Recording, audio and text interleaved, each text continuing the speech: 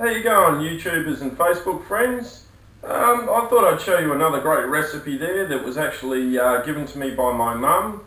And yeah, it's a simple little recipe there, guys. Doesn't involve very many ingredients. And the great thing about this little recipe there is you can actually sort of 3/4 make the recipe there and then throw them in the freezer and defrost them slightly and cook them whenever you wish.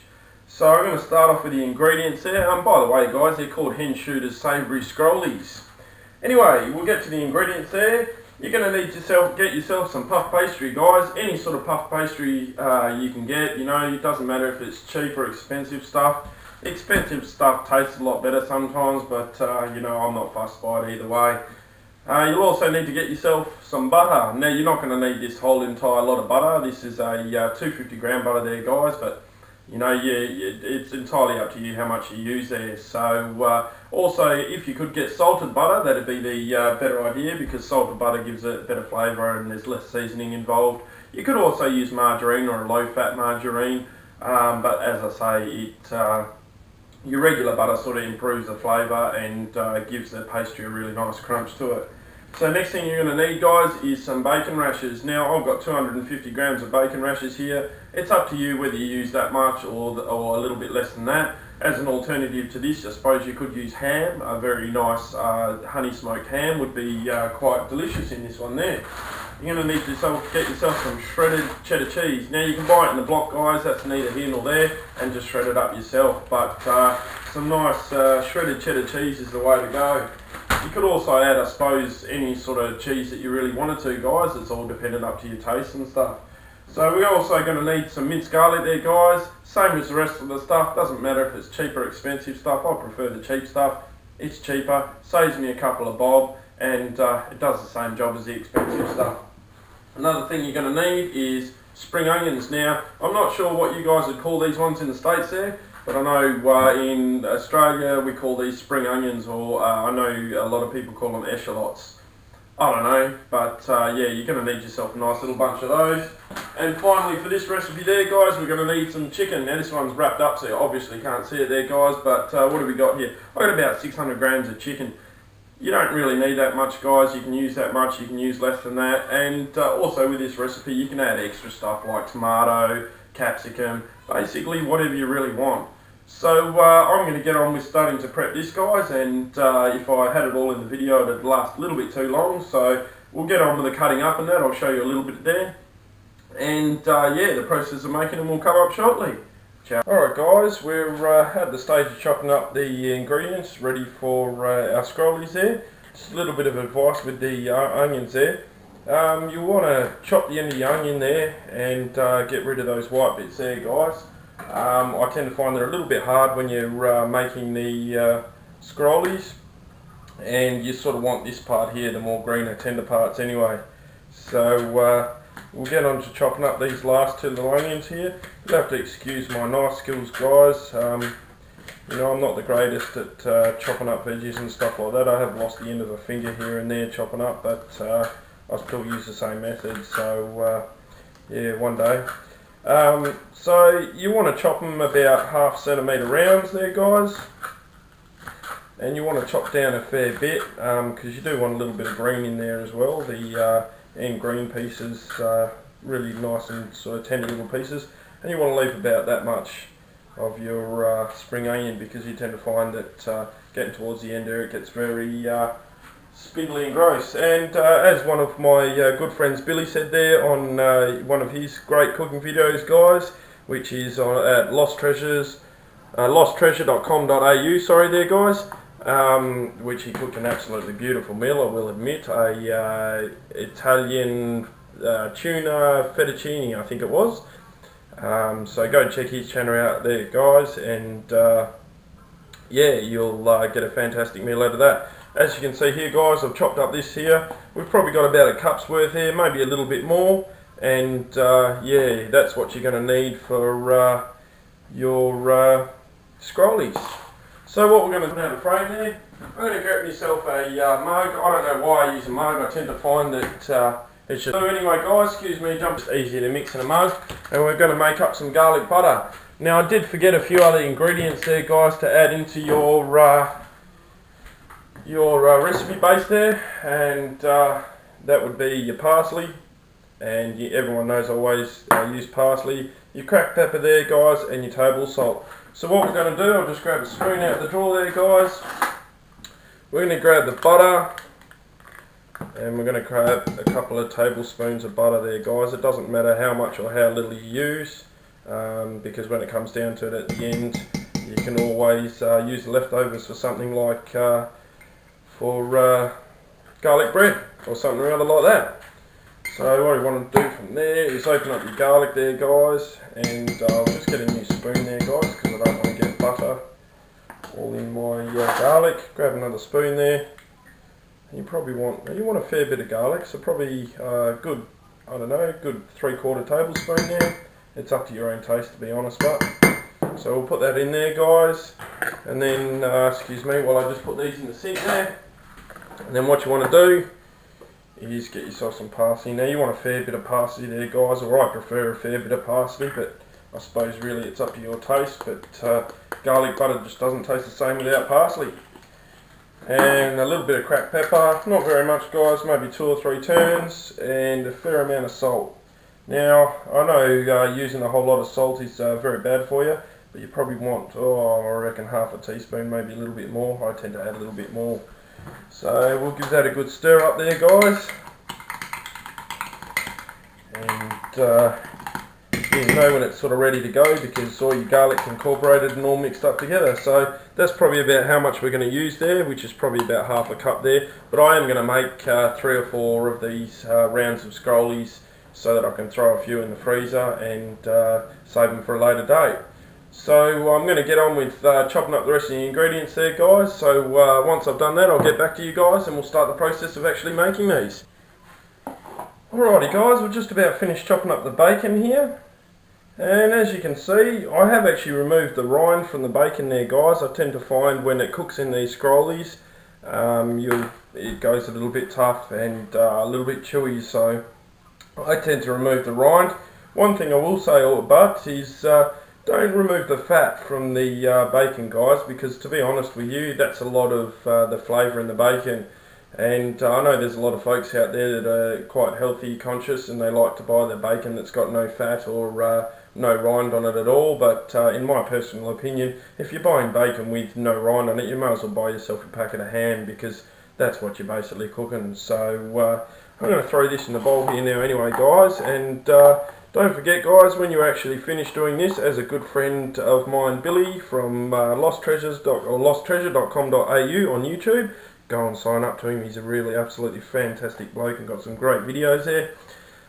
You'll find, make sure you clean up after yourself, because we'll be dealing with this raw meat here guys, and we'll also be dealing with raw chicken, and as we all know, raw chicken's got a fair bit of bacteria in it. So these pieces here guys, you're going to want about I don't know, maybe little 1/2 centimetre squares there, about the same sort of diameter as the spring onions that we've chopped up, as you'll see from there guys. And that way it sort of evens everything out. You know, you get your little long pieces and stuff here and there, but that's fine. You know, don't stress too much about it, because it's not really seen that much in the recipe.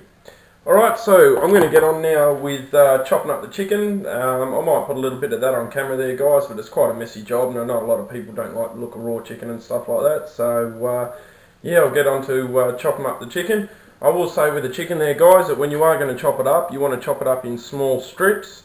So probably 1/2 centimetre wide, and really as long as you want. The length doesn't matter too much, so, and that's what she said, but yeah, we'll get on with it. Alright guys, this is a bit of a summary of what we've actually chopped up so far there. So as you can see here guys, we've got our spring onions chopped up in about 1/2 centimetre little pieces. We've also got our bacon, which is also chopped up in about 1/2 centimetre little squares. You want to keep most of your ingredients there pretty uniform. Got the chicken there, as you can see guys. Now I've only ended up using 1 chicken breast there. I'm going to save the other chicken breast for a future video there guys. Also got our garlic butter here. Now I've shown you guys how to make this on a previous part of the video there, so quite simple to make. So what we're going to do now, guys, is excuse me for a second while I just get a knife so I can open up this cheese. I find ready to go. Best idea to do is to grab yourself a bowl, which I'm just going to do now, so excuse me being out of frame for a moment, guys. And I'm going to whack some cheese in the bowl here. Alrighty, so that's about all I'm going to use for this recipe, maybe even a little bit less than that, it all depends. So I'm going to go throw this cheese back in the fridge. As one of my good friends Billy said, guys, make sure you always clean up before or after you're cooking.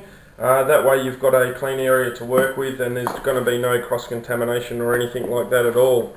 So this part of so we're going to start now with making the scrollies. So with your puff pastry, guys, you don't want it too defrosted, but you do want it fairly defrosted so that you can actually roll it up. As you can see from there, it rolls quite easily.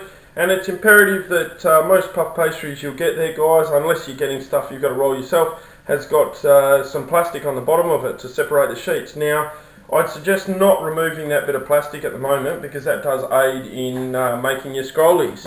So let's start making these scrollies now.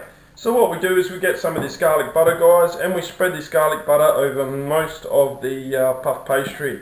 So it doesn't really matter how rough or neat it is there, guys. The only thing I will suggest is leaving a little bit at the end here, which allows you to stick your scrollie together at the end. So we'll get this here on the puff pastry there, guys. Maybe a little bit more. So you want about, I don't know, maybe half a teaspoon maximum on there. You don't want too much, guys, because you don't really want to flood it out with butter. So that's that part there, guys. And then what we do is we get the chicken and we lay a few pieces of chicken across like this. You don't want your chicken too thick because when it comes to rolling it there, guys, you'll find it won't roll together properly. So I'm just going to get another little piece and throw it in there. And you're going to want to do about maybe 3 or 4 lines, guys, of chicken. And I know what some of you other guys are thinking when I'm saying 3 or 4 lines, but no. Don't do that, that's bad. So there we go, we've got the second line there, and then we're going to go for the third one here. So maybe 3 lines on each one is the best way to go in this case. So excuse me while I just get this one here, and excuse the fingers, but mind you, I have washed my hands thoroughly after even cooking up all the chicken and that. So I'm just going to go rinse my hands after touching that chicken there, guys. And just give me a moment.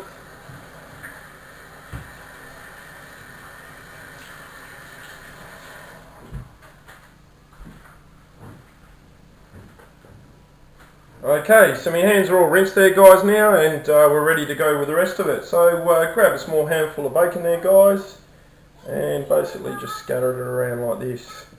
Now, same as with the other ingredients there, guys, you don't want to, or should I say the garlic butter there, guys, you don't want to put a line, oops, see, I've gone and done what I told you guys not to do. You don't want to put a line of butter too far up because you want this section here for actually sticking it together. So, but everywhere else you can pretty much put as much as you want. Excuse my little boy making a bit of a racket in the background there. So we get onto the spring onions there, guys. We spread some spring onion around as well. As much or as little as you want, as long as you have enough room to actually roll it up, because you'll find with experience there, guys, that if you do use too much of the ingredients, it's almost impossible to roll up. So, and then we get the cheese there, guys. And as we get the cheese, we just put the cheese over the top there. Right, perfect, like this, guys. And then what I'll do is I'm going to have to turn this around, guys, because I've actually done it the other way around just to show you with the camera. So we get the bottom here and we peel the plastic off like this. Alright, and make sure you just hold the plastic down like that, guys, and you just basically folding this part over. Now here comes the reason why I tell you to keep the plastic, because then what you do is you roll it over like this and you peel back the plastic a bit. You roll it over again and you peel back the plastic a bit, and you roll it over again and you peel back the plastic a bit. And then when you get to the end here, guys, basically what you can do is pick it up there, make sure it's all nice and stuck down there, and then roll it up like this. So from here, guys, what I usually like to do myself is crimp the ends in a little bit. So just crimp them down like that, and then the other side like that. And then we want to throw this, that's pretty much the scrollie almost ready to go. Just make sure it's nice and firm there, guys. Now you want to put this in the freezer probably for about 20 minutes or so until the pastry hardens up a little bit, because what you actually want to do is end up slicing this into slices. So what happens is, if the puff pastry is too loose and you haven't got a real sharp knife, or should I say too defrosted and you haven't got a sharp knife, as you're cutting your scrollie up, everything will fall apart. So alright guys, the scrollies have been in the freezer for probably about I don't know, 15 or 20 minutes or so they've firmed up a fair bit. The reason why we do this, as I said previously, is to make sure that when you cut them up they stay together and they don't fall apart. So you're going to want a nice sharp knife here, guys, and then basically what we're going to do is we're going to slice through them like this. Now you probably want 1.5 centimetre slices there, guys, and make sure you slice right the way through them. So even that is a little bit soft for my liking, but that's okay, I'm getting through them fine with this sharp knife. Excuse my knife technique there, guys. I've worked in a kitchen before, but I've never really been trained on how to use a knife properly, so I probably should do that before I end up losing a finger or a thumb. But anyway, we'll get back to this anyway. So we want to slice these up like this. Now normally, guys, I wouldn't worry about keeping these end knobbly bits, because as you can see there, there's not much. That one there's got a fair bit of chicken in, so we'll save that one there. And then as you can see, I've got my tray on the side there, guys. So what I did forget, sorry, is we want to give it, although it's a non-stick tray, you want to give it a very, very, very light coating of oil just to make sure that nothing sticks there, guys. And yeah, we'll get into it. So you want to slowly peel these off and place them on the tray. Just a few centimetres apart is fine. You will find a little bit of ingredients fall out here and there, but if they do, just throw it back in the top of it there. But if you're careful, guys, then you should be fine. So we'll keep on going with this. I'll put this one down, and then I'll move on and I'll get the rest of them done off video, guys, just to save a little bit of extra time on the video here, because we're probably getting on to a little bit of a lengthy video here. But I do like to show you guys these recipes. Really great for a bachelor or someone like that as well, guys, to impress the ladies. But as I say in my other video, I'm a married man myself, so yeah, I don't need to impress anyone really. Oh, well, my wife likes me cooking anyway, so she's pretty impressed with that. Okay, so we're not really going to worry about saving that bit, guys. There's not enough ingredients in there to warrant saving that one there. But we'll keep on going. And as I say with this recipe here, guys, you can pretty much use anything you want. In this one here, I've used the cheese, the bacon, the chicken, and a little bit of garlic butter, but you can flavour it any way you want. I have tried olives and sun-dried tomatoes and cabanossi and stuff like that. You do find with the sausage, using sausage or something like that, it's a little bit too oily for my liking, but as I say, it's entirely up to you. So we're going to get these ones here and peel these ones apart. You'll see here, guys, this is actually starting to get a little bit soft already, and I've only had this out of the freezer for maybe a minute or two, so you've got to try and be as quick as you can with this process and get them out of the way so that you can get them in the oven as quick as you can before they flop apart. So just got a couple more here to do.